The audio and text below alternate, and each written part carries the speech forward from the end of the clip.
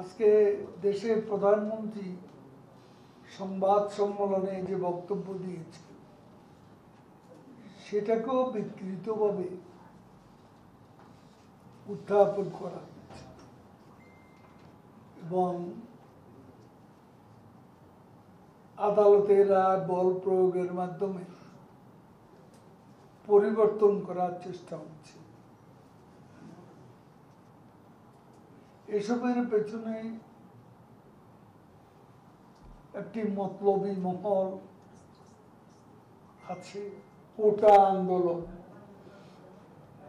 এইসব আন্দোলনের উপর ভর করে তারা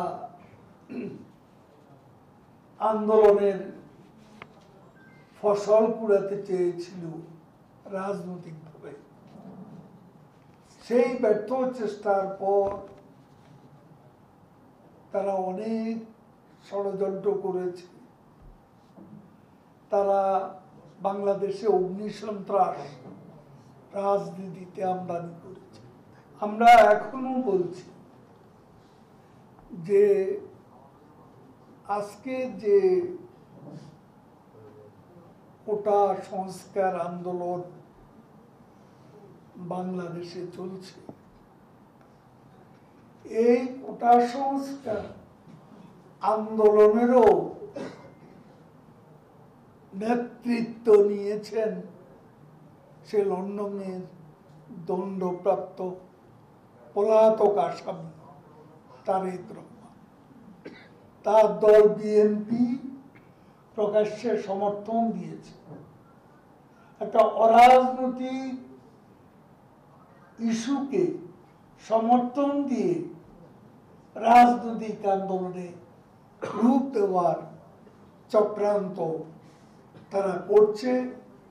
তারেক রহমান প্রতিনিয়তই বাংলাদেশে 2013, 14, 15 সালের মতো, 2018 সালের মতো আবারও এই আন্দোলনকে রাজনৈতিক আন্দোলনে পরিণত করার জন্য আজকে বিভিন্ন অপশক্তিকে লেলিয়ে দিয়েছে।